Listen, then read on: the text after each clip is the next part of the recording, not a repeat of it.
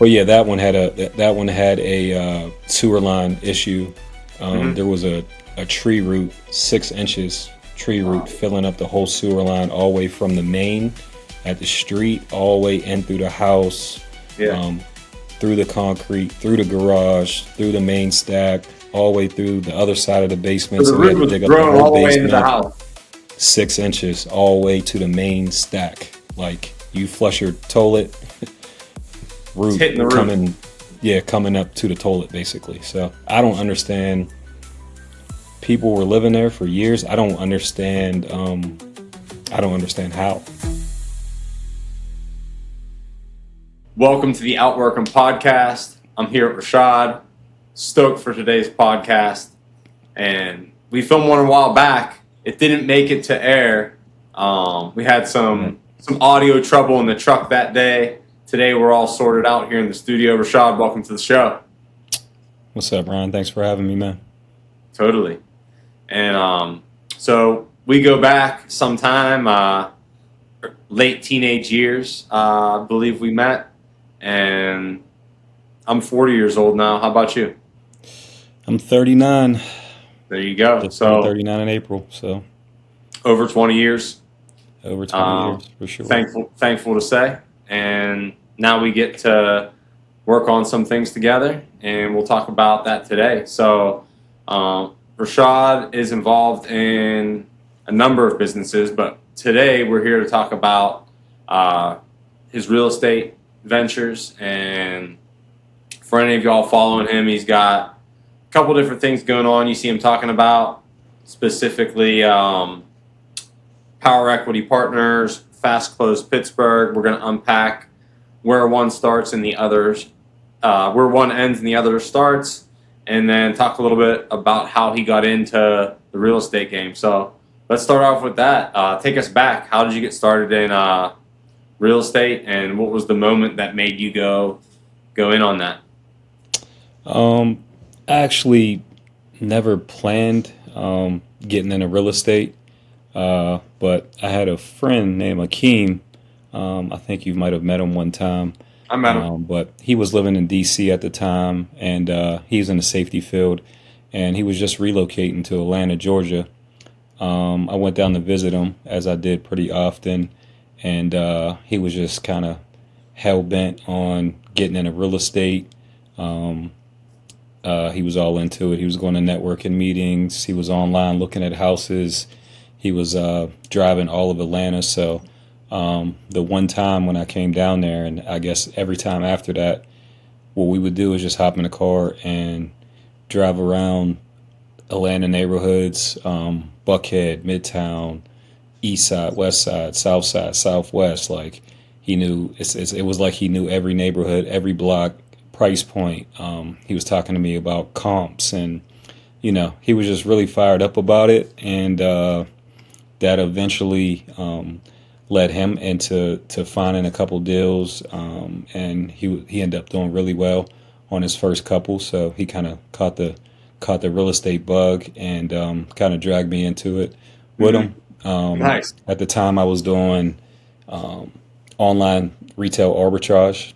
I was selling shoes and swimming pools and weights and all kind of stuff on Amazon, eBay, Facebook Market. So I was focused on that. I was doing really well with that. And he convinced me to send him like 30 grand. We started an LLC, opened up a bank account. I sent him down like 30 grand. And that money sat in the account for, I think it had the season or something like that. And it sat in an account for like 15 months before we did anything with it. And we finally came across the deal in a newer development. We bought the cheapest house on the best block. And it was about 3 months away from being built fully. So we went under contract. We got that after it was built, about 4 days after it was built. We were able to secure a tenant, and that tenant stayed for like 4 years. That was in 2019. I think we turned it over in 24 sometime, and then we've had that tenant in there since. So we've only had one turnover, in almost 7 years. You still have it? So yeah, we still have that. We still have the property. That's cool. Purchase price was 230,000. Then the whole COVID stuff happened, and like the housing market just appreciated like crazy. We were able to refinance at like a 3% interest rate during that time. So we kind of just like took advantage, everything that came our way, and yeah, still to this day we probably have like 150,000 in equity in that Nice. property, and we're making about $700 or $800 a month in net cash flow.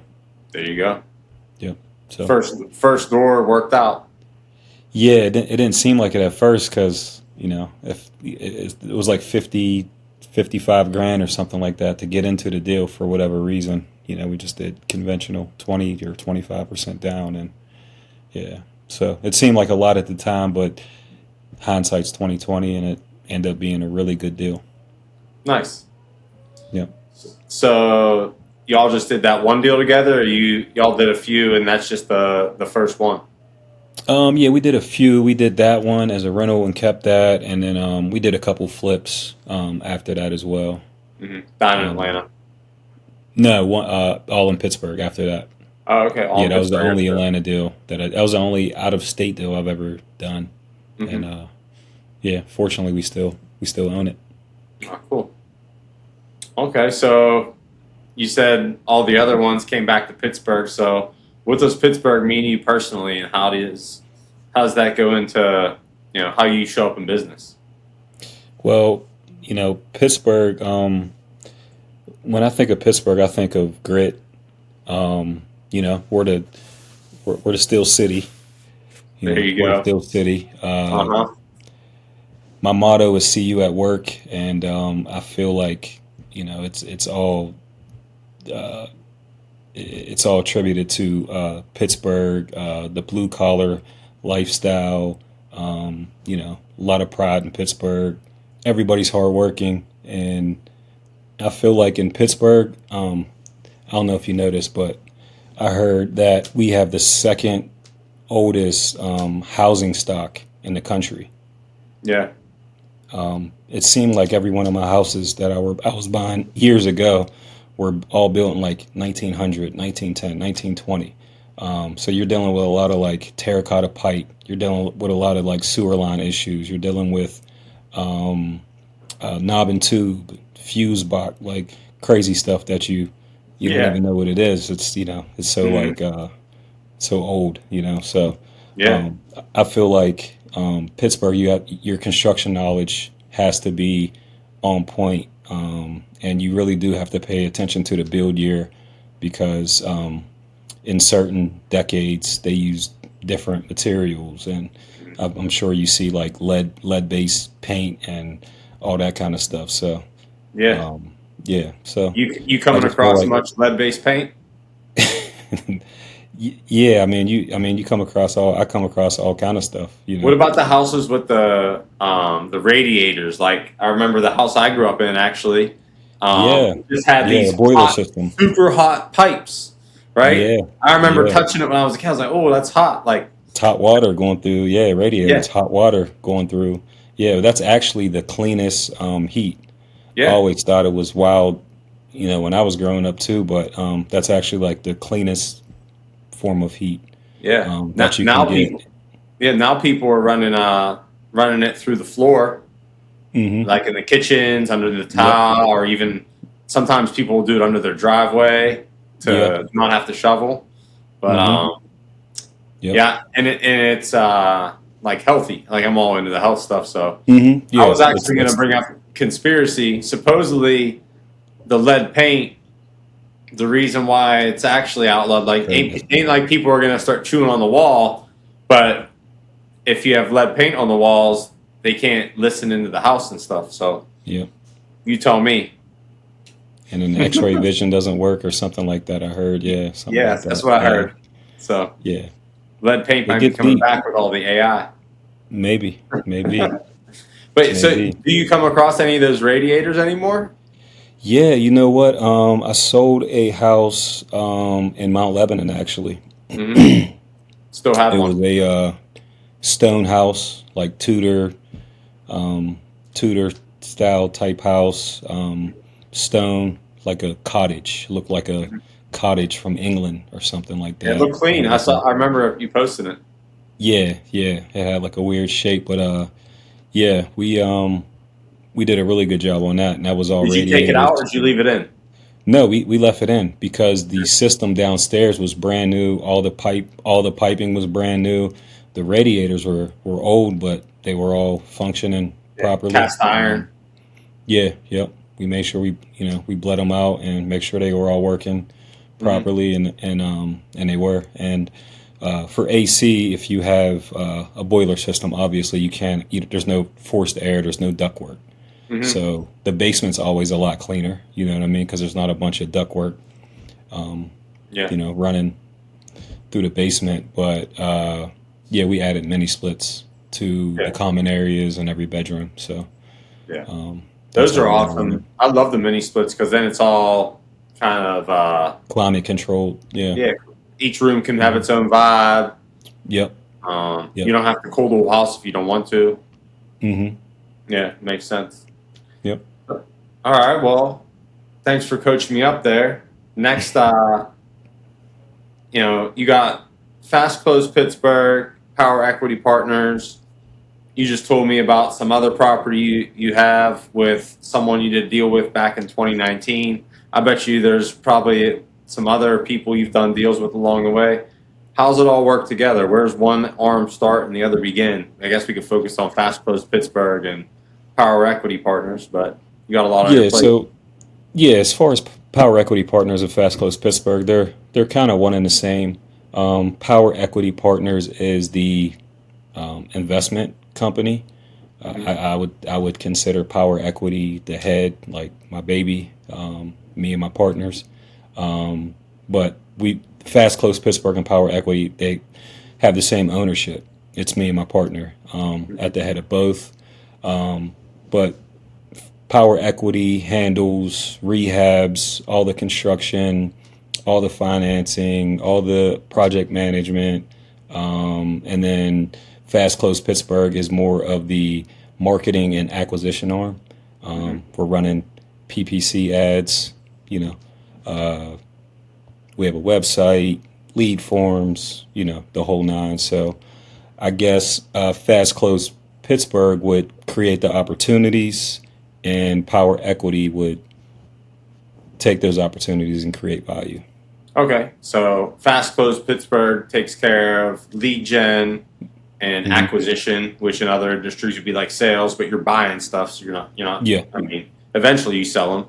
So, but the deal flow comes in through Fast Close Pittsburgh. Power Equity Partners performs the work, project management, and then y'all either keep it or you sell it, essentially. Right.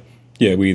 We keep it to rehab and flip, or we keep it as a rental. Okay. And if it doesn't fit the buy box, sometimes we'll sell it as is to an investor. So. Makes sense. Jana from OUTWORK'em.digital here. Real quick, before we get back into it, if you've been listening to this podcast and you get value from it, I want to ask you a favor. Hit subscribe. That's it. We've crossed over 86,000 views on YouTube alone and had over 4,000 views just this month. And honestly, we are so grateful for that, but we're a small team and we're bootstrapping this thing because we genuinely believe that local home service business owners deserve a platform. These people are going up against private equity every single day, trying to compete, trying to grow, trying to tell their story, and we want to help them do just that. So if this mission resonates with you, subscribe, leave a like, help us keep growing this thing. And if you're a home service business owner who wants to share your story, we want to hear from you. Go to OUTWORK'em.digital /podcast and apply to become a guest on the show. It takes 2 minutes. Now back to the conversation. You mentioned in Pittsburgh with all these different types of builds, you need to have some knowledge in the construction world. So, you said you did your first deal in 2019. We're sitting here in 2026. Before we move on to, a little bit talking about the business model that y'all are running, you mentioned something about construction and having construction knowledge when you're Right. buying properties in Pittsburgh. Right. So curious what that was like for you to acquire that knowledge, to be able to walk in somewhere, know the build years that we're using certain Right. materials, and then some people like to do the work themselves, and other people like to learn how to outsource the work. And then there's some people who want to know a little bit of both, so they can manage the people that they're hiring to do the work. So just curious how that worked for you to gain your knowledge in the construction field. Yeah, it took me a long time, actually. I wasn't very handy growing up at all. So I was really when I came into the real estate, when I partnered up with somebody who was really strong in construction. And that's how I was able to kind of learn it little by little. But my strong suit was on the numbers. I'm a very analytical person. I used to overanalyze everything. But my last partnership, he was pretty strong in construction, and then we parted ways, and I got into this new partnership where I was kind of stronger than him in construction, and I just kind of took the wheel and just leveled up from there. A lot of peers have helped me who've been in construction for 20, 30 years. I did a lot of networking, YouTube University, just learning whatever I can. And the most beneficial was I just got a really good crew. I got blessed with a really good crew, and they just kind of know exactly what to do, even when I didn't know exactly what I wanted. So they were kind of able to help me work through things. But now I'm pretty sharp. So Nice. it took me about 9 to 12 months to really get a grasp and really create my system. Nice. And now we got it down pat. We're rolling. That's awesome. But yeah. So now you said you got it down pat. So you got your business model, dialed in. Explain the off-market acquisition model. Why do sellers come to you instead of listing with an agent? And when's it a good idea? Most sellers, it's all about a pain point. A seller doesn't just wake up in the morning and want to get rid of their house. There has to be some type of pain attached to it. I buy a lot of foreclosures. There's pain in that. I buy a lot of probates. A lot of people inherit properties. They don't want to be a landlord. They were like I used to be. They don't want to deal with, they don't know anything about construction or what it takes. A lot of people don't have the funds or the skill sets to be able to get a property market standards to be able to rent out. They don't know how to source tenants or get qualified tenants. And then if they can't rent it out, they might not have enough money to pay the taxes, the insurance, the utilities, and everything that comes with owning a piece of real estate. It's a big responsibility.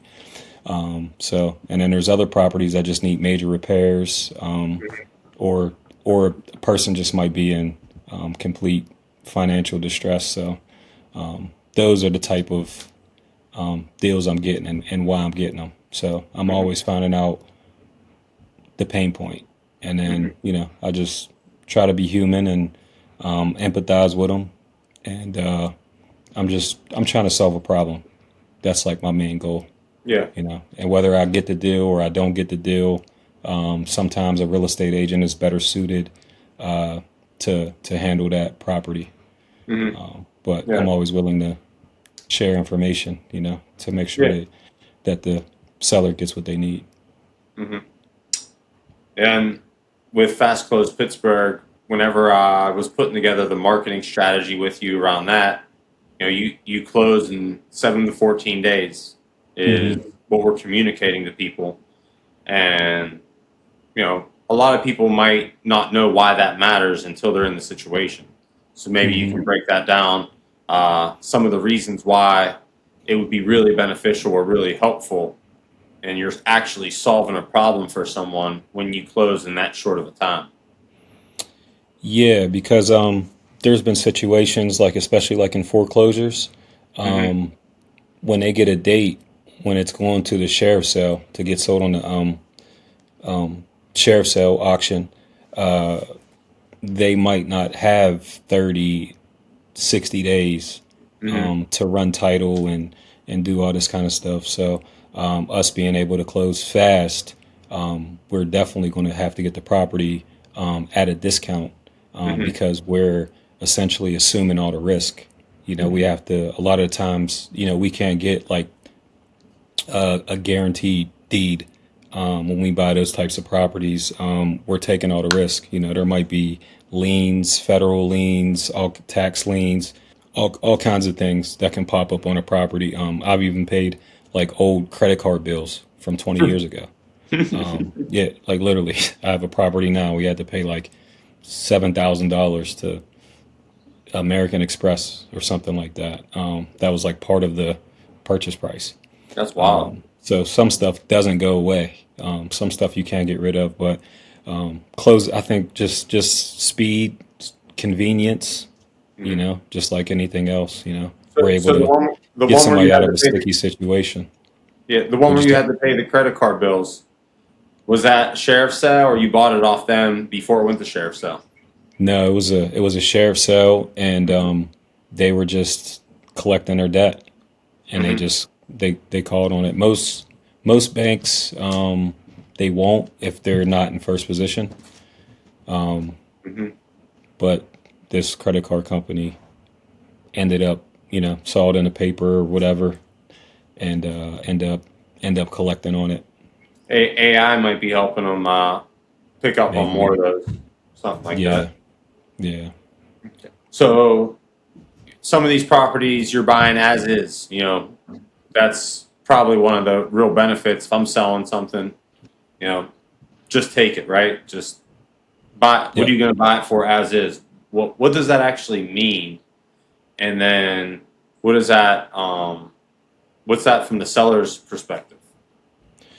Buying as is like, I mean, I would say very close to 100% of the properties we're going to buy as is. Everything I buy is distressed. I don't buy on the MLS. Everything I buy is off market.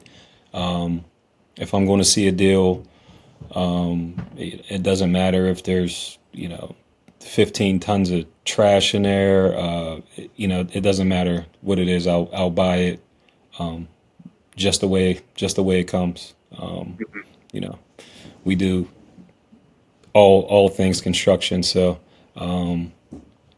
yeah, I mean that's basically what as is means. Like Yeah. literally, we'll sign a contract and I'll take it just like this, and we close. You take your money, and I'll handle your property and everything inside of it. So that sometimes that's a bunch of repairs. Sometimes that's getting rid of a bunch of trash. Yep. Sometimes it's evicting someone, maybe. Yeah. Sometimes properties come with tenants. I don't necessarily like to buy properties with tenants in them. I like to buy vacant properties Okay. because the whole tenant situation can get real sticky as well. Hmm. Yeah, I've had tenants where they weren't paying rent for 2 years, Hmm. and it took us, you know, 2.5 years to get them out Oh wow. through the courts and everything like that. Yeah, so yeah, there's crazy tenant laws, you Yeah. know, and they're not kind to landlords. So So you've got over 100 properties of transactions experience in your yeah, career so far, right? yeah.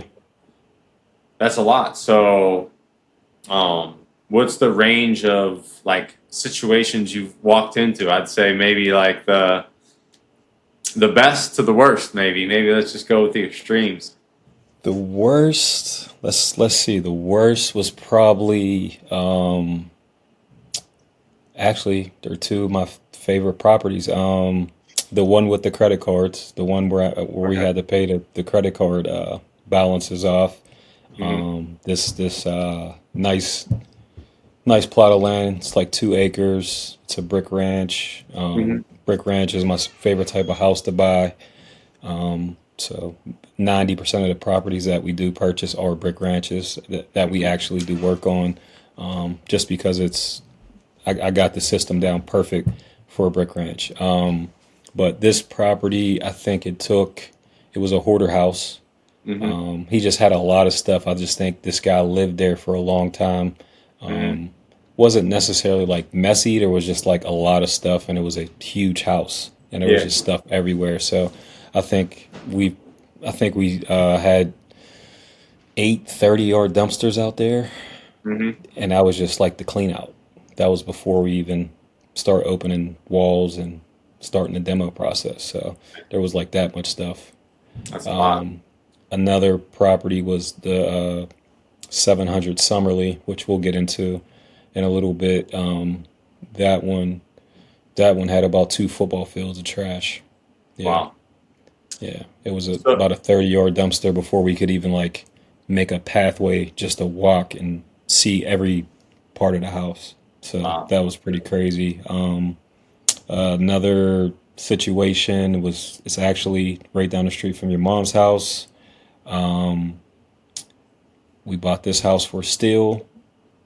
I didn't want to do I didn't even want to see I didn't have to see the property because we got it for such a good number, and I knew we couldn't lose. But I guess I wasn't surprised. But I came by actually. You told me the game plan, and I was like, "Yo, what's up with this over here?" Like, nah, it's good. Yeah, and then I investigated after, and I said, "You did. You took another look." He was right. Yeah, and that cost us another $5,000. So, but needed to be addressed though. Yeah. But yeah, that one had a sewer line issue. There was a tree root, 6 inches tree root filling up the whole sewer line, all the way from the main at the street, all the way in through the house, through the concrete, through the garage, through the main stack, all the way through the other side of the basement. So the root was growing all the way into the house. 6 inches all the way to the main stack. Like you flush your toilet, root coming up to the toilet basically. So I don't understand. People were living there for years. I don't understand how. Yeah. Yeah. So they. So let's we talked about having you break down some deals.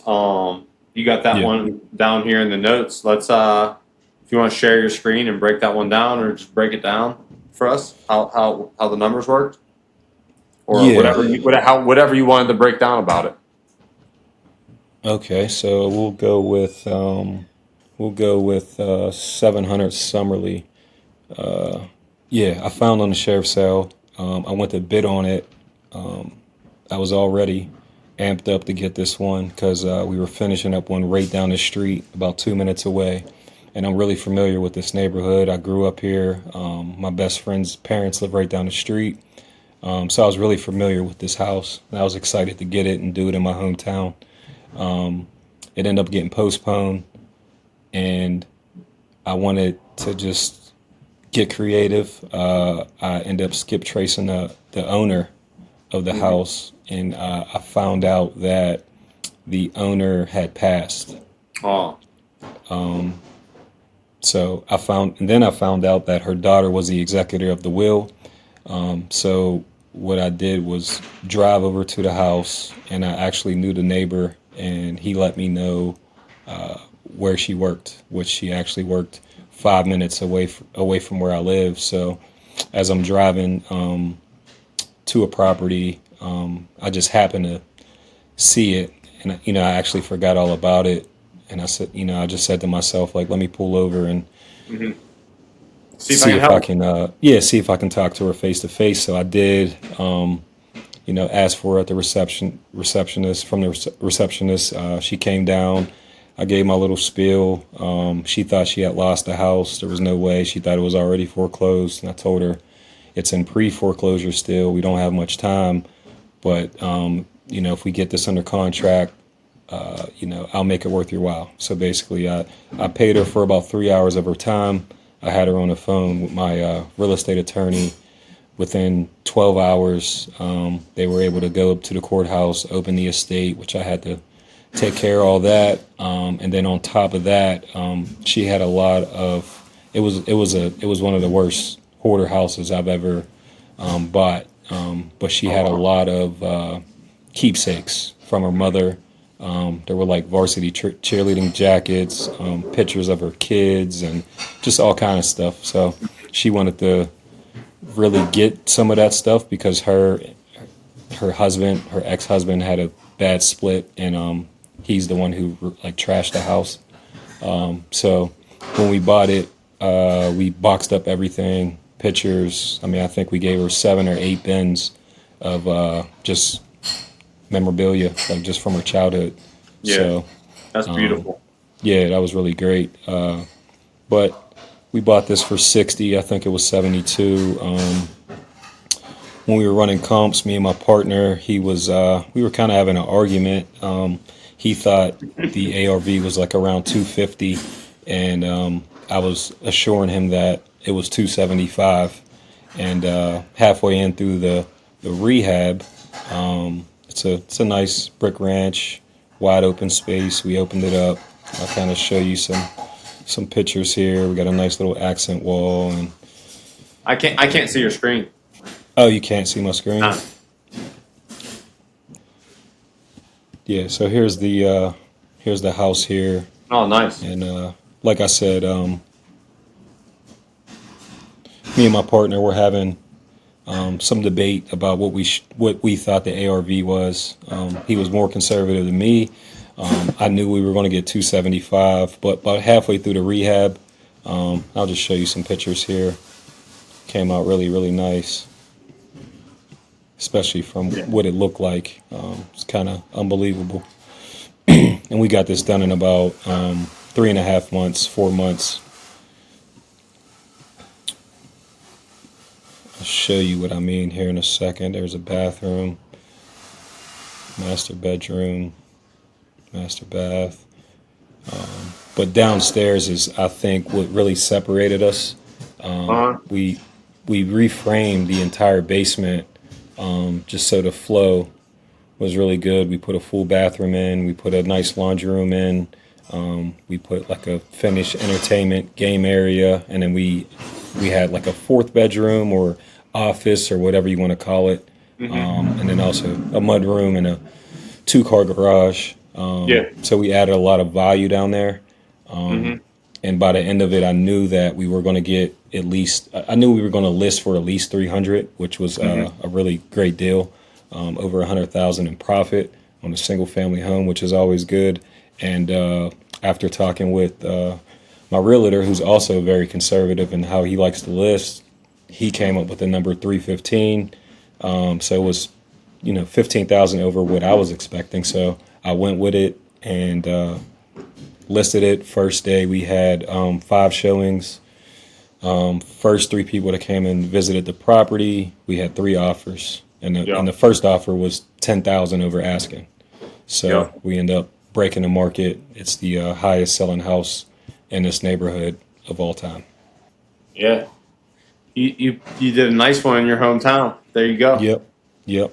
Yeah. Neighbors were happy. That's awesome. Everybody's, yeah.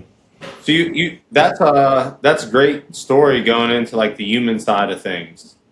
This person inherited the house. They thought they lost it. You just happened to be like, all right, let me stop by and see if I could help. Yeah. Sure enough, you could. And not only did you help the person who thought they lost the house, you helped yourself, and you helped the neighborhood now has a nice house. And the people who bought it got a nice place that they were happy to pay more than asking price for. So it sounds like, win-win-win all the way around, which isn't always easy to come by. But that seems like what this game is all about, trying to find a way to find a win for you and a win for the person who needs to get rid of the house. Yeah, I agree with that 100%. It should be a win-win situation for everybody. As far as I'm concerned, if I can help it, it's going to be a win-win. Yeah. What are the most common situations that you can help people with? And how do you usually approach those conversations? is as far as buying houses. Yeah, just like the most common situation, you like someone. Sometimes I feel like people don't even realize that you're able to help them out, right? So Right. I feel like me asking you this question is twofold: one, to showcase how you're helping people, but two, maybe this lands on someone's ears and they are in one of these situations, and now they can reach out to you. So, just like, what are those situations that are common that you're able to help someone out in when it comes to real estate? I would say the most common theme that I deal with is tired landlords. Actually, somebody just DM'd me, was that yesterday? Yeah, one of my buddies. He has a house in Pittsburgh, and he's had it as a rental for a few years. And at first, it was doing well. Then he picked a bad tenant. They trashed the house. I think there's like $20,000 in damage. He had a mortgage of about $120,000. So I looked at it just like briefly. It doesn't take me long to know if it's something I'll be interested in. So I looked at it for about 15 seconds and hit him back and told him, hey, it's not a deal for me. It's too far, just not enough spread on it. And I got too much going on to even tackle it. I was like, but I do have a wholesaler who's actually a wholesaler and a realtor combined in one. So I'll have him come look at it and see if he can move it for you so you can get out of the situation. So, so tired landlords is a big one. Probate is big. People inheriting properties is huge. Foreclosures, people are losing their houses at rapid rates, especially with Trump, with all the changing the FHA guidelines for when you miss a payment and things like that. I think, I don't know, 150,000 homes are going to be going up for foreclosure here soon because of that new law I just read. What's the new law? I don't know what the new law is.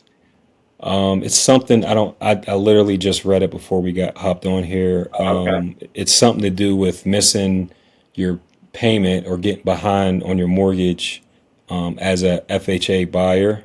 Before, I think you can only miss one payment in 2 years, and then you have to make 3 consecutive payments before you can get help. Whereas before, FHA would step in and catch you up, and then you would owe that money back to them at 0% interest On the back end.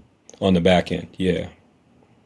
Yeah, so it used to be now it's 1 in 24 months. Yeah, 1 in 2 years, yeah. Yeah, that's wild. So basically that's going to trigger a bunch of people being in trouble right now is what you're saying. Yeah. Okay. We're going to have a lot more opportunity, fortunately and unfortunately for those people, Yeah. Well, it's unfortunate that they're going to be in that situation, but it's good that they're going to have options to not just be SOL. Right. Yeah. And we can, I'm Rashad with Fast Close Pittsburgh. I help people in distressed situations put cash in their pocket. So, they hit us up, we'll be able to make sure they don't walk away with nothing. We don't want to let the bank just take the house free and clear. We want to make sure the owner walks away with something if it comes to that. Mm-hmm. And so, speaking to that, real estate investors, sometimes people will give them a bad rap. How do you think about your responsibility to the people you're buying from? And maybe you have a story you might want to share.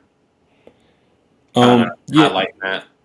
Yeah, I mean, I think like any industry, there's good operators and there's bad operators.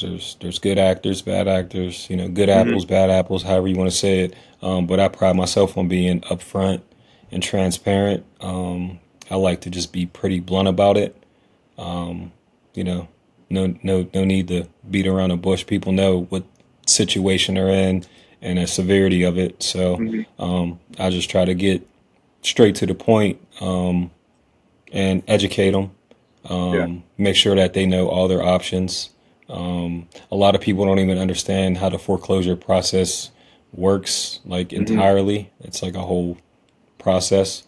But I think if you just empathize with people, you can gain their trust and be willing to do business with you.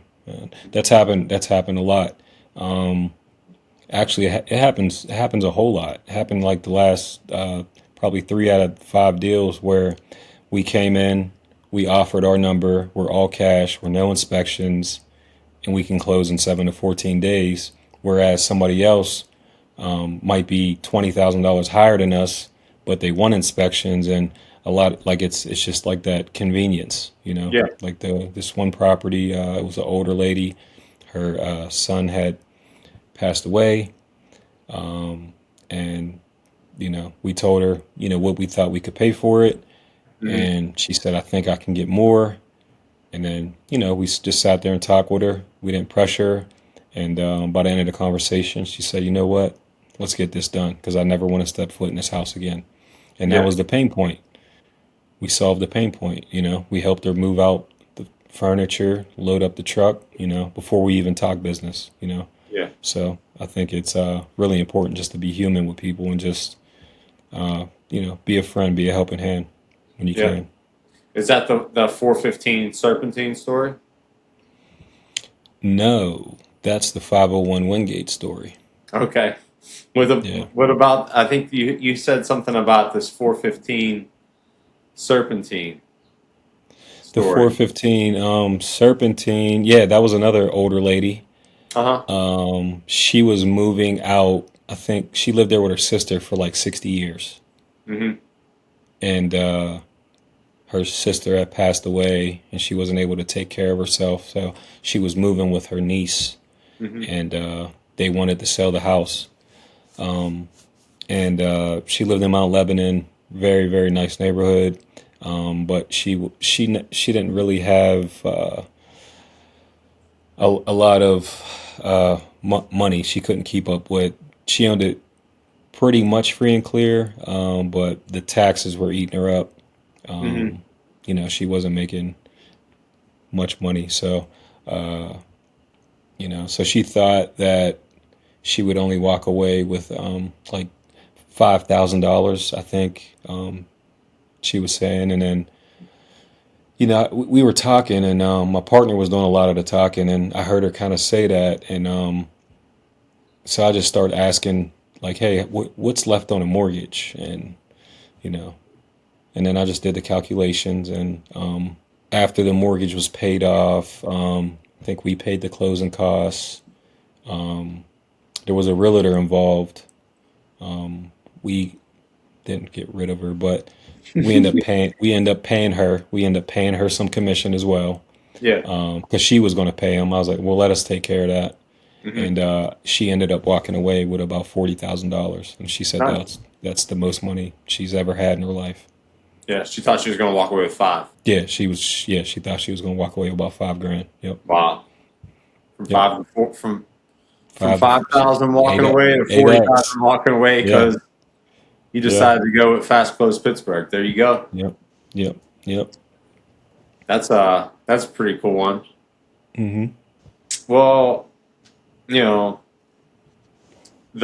mindset that you're approaching with this, you're saying, as far as I'm concerned, like I heard you say, if I want to be involved, I want it to be a win-win. That's a mindset to have, and I feel like it helps,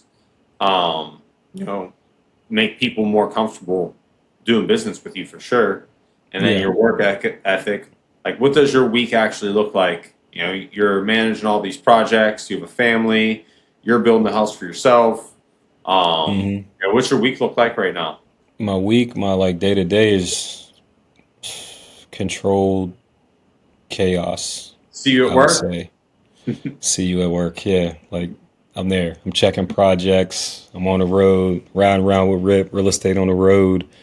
I'm walking houses. I'm handling acquisitions. I'm talking to my real estate attorney. I'm talking to title companies because we always have a closing, whether we're buying or selling.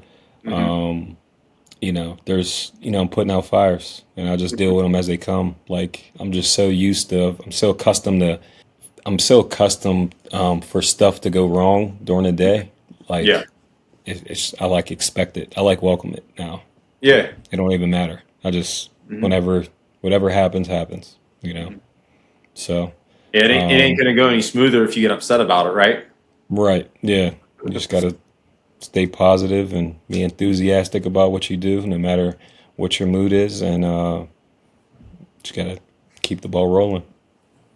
So with that mindset, what's the biggest mistake you made early on, and what did it teach you? Overanalyzing. I used to think about, when I was just learning how to run comps, and I wanted to, and comps, it kind of messed me up because I am over analytical, but I wasn't told that so if you learn how to run comps and I run comps, we can run comp on the same house like right now, and you'll get a different number than I get. Yeah. And this realtor will get a different number than this. Now they might be right around, but nobody's really getting the same numbers. For whatever reason, I thought it was like a set formula. It's really not. It's just kind of like a roundabout average. And I used to just run comps. I had like a notebook, and I called it my comp book, and I used to just practice When did that shift for you? When did you switch from like the comp book where you thought it was the specific formula to the new way? When I was just comping and I wasn't actually closing or putting in How long offers ago because would you say this was where you became like? Oh, that was probably like 4 years ago. 4 years ago. Yeah, when I first really got serious about real estate and decided to do it like full time. When we were talking about doing the podcast and sharing some stories, you said one of the stories that were related to a project that didn't go so great was 707 Clark. Story. You got a story about that?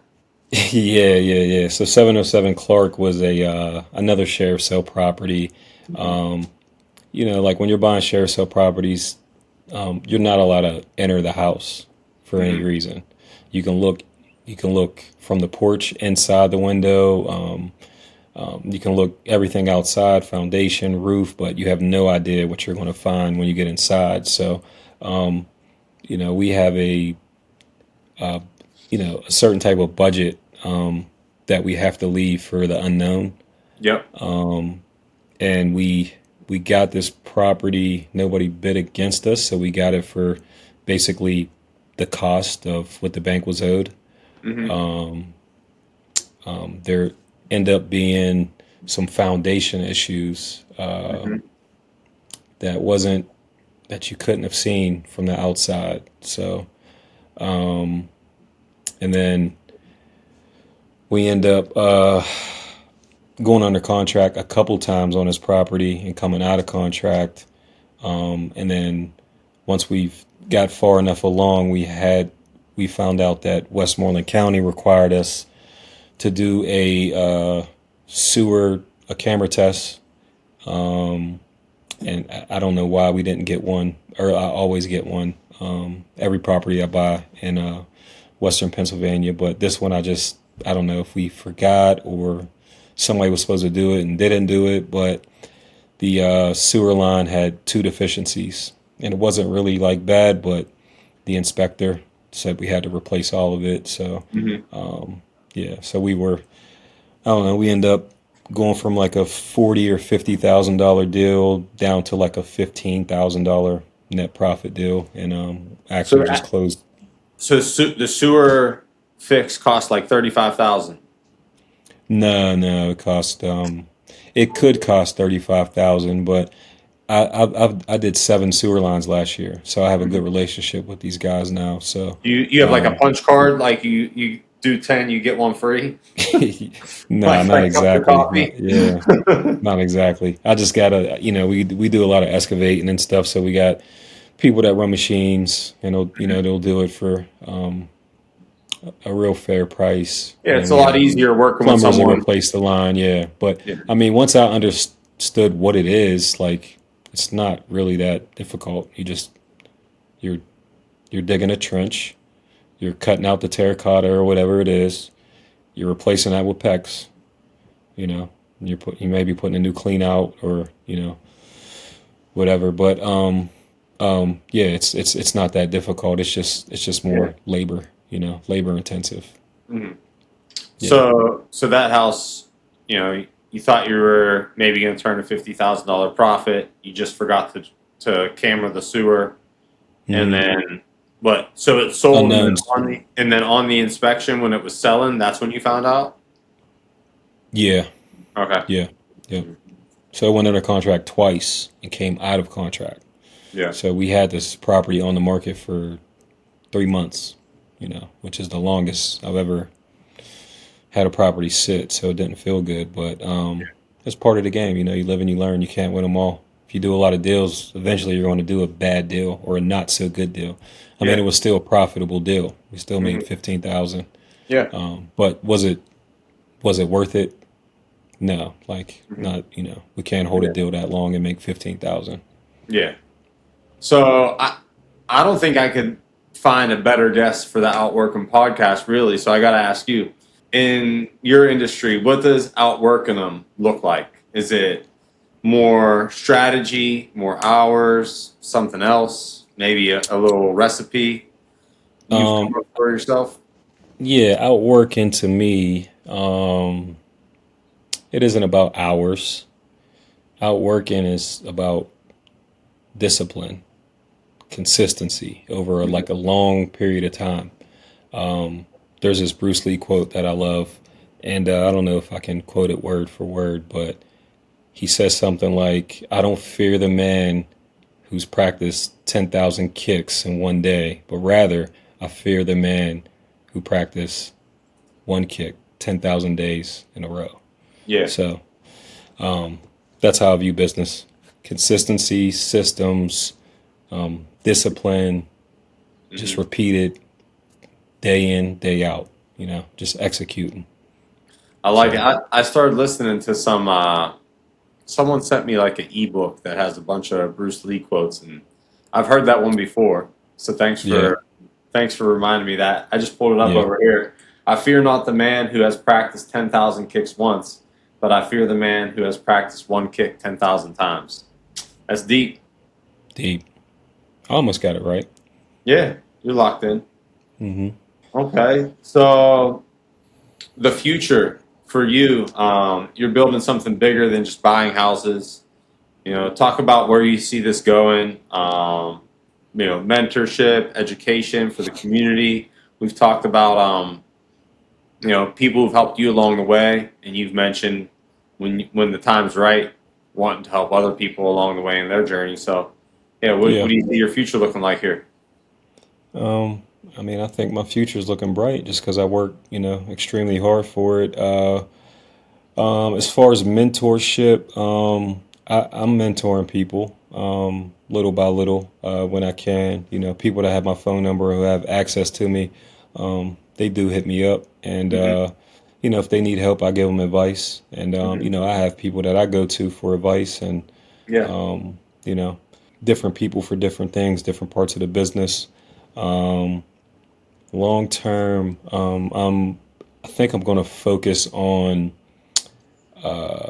some multifamily. I think I'm ready to get into some multifamily.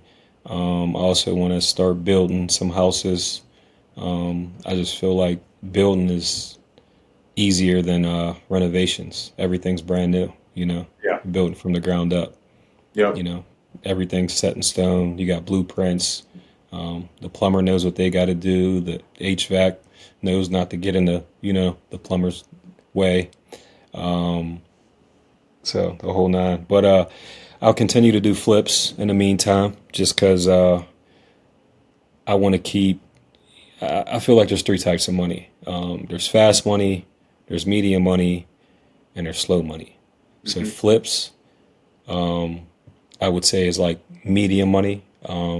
Wholesale would be like fast money, and then rentals would be like slow money. So I want to have a good balance of all three. So I always want to, you know, just kind of do what the deal calls for. But I definitely want to start focusing on some multifamily, maybe 20 to 50 units in one space. I feel like that's easier to manage. Have enough. That will create enough cash flow to actually hire on a property manager, leasing agents and things of that nature. So that makes sense. But yeah. So you think that's is that like maybe in the next 5 years for you see? No, I'm looking right now. Looking right now. So that's not too far in the future. All right. What about yeah. What about if we zoom out 5 years from now? Oh, 5 years from now? I want to be at a point where I have enough residual income where I'm just financially free, where my lifestyle is paid for, is taken care of. I want to go to work because I want to go to work, not because I have to go to work. And that's kind of been a plan since I started having kids. Nia and Noah. Nia just turned 4 and Noah's 1. And my plan was to work really hard while they were young. So by the time they get into sports, I can be at not only every game and recital, I can be at every practice if I choose to be. You know what I mean? Yeah. So maybe even Coach Rip here and there. Yeah, I don't know about the coaching. Yeah, I don't know about the coaching, but if I have to step in, I guess I will. But yeah, I want to stay on the side. No, those private lessons outside, Coach Rip. Oh yeah, private one-on-one all day. Your coach, private one-on-one, Coach Rip. Yeah, all day. Yeah. Extra reps. I think you'll have him getting some extra reps. Yeah, for sure. As soon as when they tell me what they want to do, I got to hold them to it. So hopefully we can incorporate a racket sport, pickleball. Yeah, pickleball, tennis. On top of tennis, top of basketball and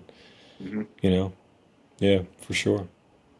All right, so I like to try to have the episode have a gift for the listeners at the end. So what would you tell someone in Pittsburgh if they want to get into real estate and they don't know where to start? What would you share with them?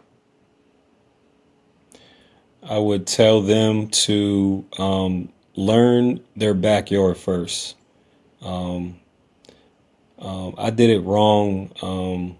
I started in Pittsburgh, but I'm from Washington, PA, originally, and everybody, like where you grew up, that everywhere like the back of your hand. You just got to start looking at it with a different lens. I would be driving for dollars. I do it like subconsciously now. Like if I can spot a vacant property from a mile away, like I can, it's crazy. Yeah. But I say start in your backyard and really learn your market. Because you're familiar with the streets, you're familiar with the houses, everybody, and because if you get into it, I feel like at this point, I'm trying to get my name like synonymous with real estate. Like if somebody sees a house or for sale sign, like my mom's calling me every day, telling me about houses and this person and that person got something for sale. So I kind of want everybody. That's how we get most of our deals, word of mouth. So nice. That's what I would give to a beginner just getting started. Just kind of get familiar with your area, like know every house, every street, what it's worth. Then that way that will get you started. Nice. All right. Well, thanks for coming on the show. If there's anything else you wanted to share. I know you dropped some knowledge on them here. Anything else you wanted to touch on before we close it up? No, man. I just want to thank you for having me on the show, and let's keep rocking out with OUTWORK'em.digital, Fast Close Pittsburgh collaboration, and let's keep locking up some deals. All right. Well, keep locking up them deals. Fast Close Pittsburgh. And OUTWORK'em.digital collaboration. We didn't touch on it during the pod. I wanted to keep this about you, but now that you bring it up, Getting to hear about the problems you're solving for people is what excited me to work on the Fast Close Pittsburgh project. So getting your website set up, getting some lead gen going. I can do that in good conscience, knowing that the people that I'm going to help you get in touch with are people that I think are going to be better off because they've met you. Same thing with having you here on the podcast. If I can amplify your message, amplify the work you're doing, and help more people get to know you, I think it's going to be a blessing to their life, because the friendship we have has been a blessing in my life. So I just want to thank you for that, and we'll definitely keep it going. Absolutely. My man, appreciate you.